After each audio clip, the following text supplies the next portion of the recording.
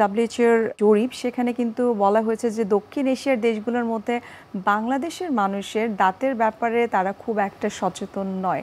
এই বিষয়টিকে আপনি কিভাবে দেখছেন? এটা খুবই সত্যি কথা। যদিও বর্তমানে প্রচার মিডিয়ার বদৌলতে গ্রাম পর্যায়ের মানুষরা কিন্তু বুঝে যে দাঁতকে পরিষ্কার করে রাখলেই দাঁতের সিংহভাগ রোগকে প্রতিরোধ করা সম্ভব। কিন্তু সেটা কী নিয়মে করতে হবে, কোন পন্থায় অবলম্বন করতে হবে, এগুলো কিন্তু এখনও দেখা যায় অনেকেই জানে না।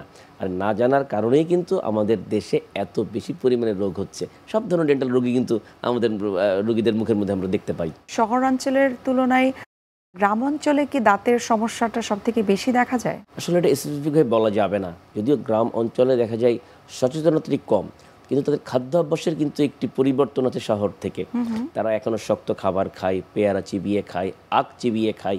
এই শক্ত খাবার খাওয়ার জন্যে কিন্তু দাঁতের মুখের যে স্বাস্থ্যটি অনেকটাই ভালো থাকে শহর অঞ্চলে থেকে। আমাদের দেশের বাচ্চারা এখনও পর্যন্ত ফাস্টফুডে অভ্যস্ত, এখন মোবাইল অ্যাপসে তারা খাবার অর্ডার দেয়, দেখবেন বার্গার বা এই টাইপের যে খাবার খায়, এই কোনো খাবারই কিন্তু মুখের স্বাস্থ্যকে ভালো রাখতে পারে না। তো কম্পেয়ার করলে দেখা যায় যে আসলে শহরের বাচ্চারা যেমন সচেতন হচ্ছে মুখের পরিষ্কারের বিষয়ে, কিন্তু এর সাথে খাদ্য অভ্যাসও জড়িত। এই ব্যাপারে যে গ্যাপটা রয়ে যাওয়ার কারণে এদের প্রচুর রোগ হচ্ছে।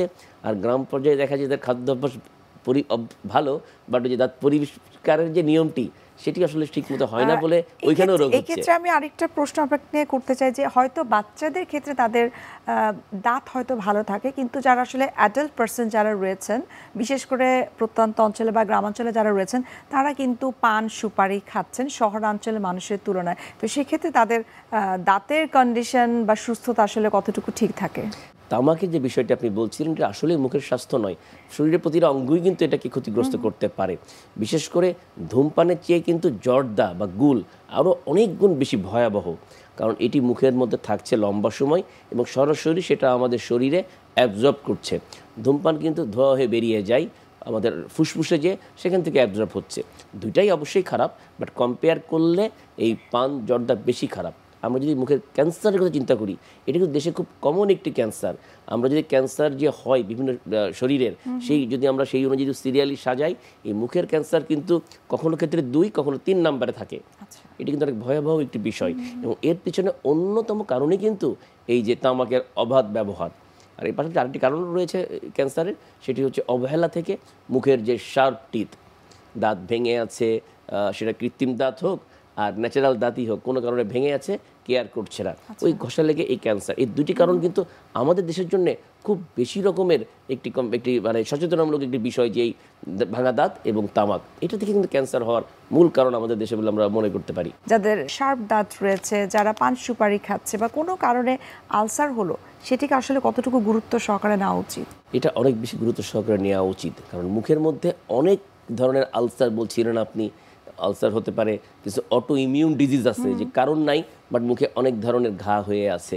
কারণ যাই হোক বা যে কোনো ধরনেরই হোক, মুখের ভিতরে যদি কোনো ক্ষত বা ঘা হয়, সেখানে ব্যথা করুক অথবা না করুক, আমরা যদি মুখের মধ্যে দেখি যে কোনো জায়গাতে একটু বেশি লাল হয়ে গেছে বা সাদা হয়ে গেছে, একটু মাকড়সার জালের মধ্যে ছড়িয়ে আছে, একটু গোটা হয়েছে, যাই হোক না কেন, যে কোনো অস্বাভাবিকতা যদি 2 সপ্তাহের বেশি রয়ে যায়, আমি আপনাকে আবারও রিপিট করছি, 14 দিন, 14 দিনের বেশি যদি মুখের মধ্যে কোনো অস্বাভাবিকতা রয়ে যায়, সেটা তালুতে হতে পারে, জিভার সাইডে হতে পারে, চোয়ালের ভিতরে হতে পারে, এমনকি ঠোঁটেও হতে পারে, যদি সেটা 2 সপ্তাহের বেশি রয়ে যায়, এটাকে আসলে সহজভাবে দেখার সুযোগ নেই। চিকিৎসকের পরামর্শ নিয়ে সেই ঘা বা সেই ক্ষত বা সেই রোগের ধরনটি জেনে নিতেই হবে।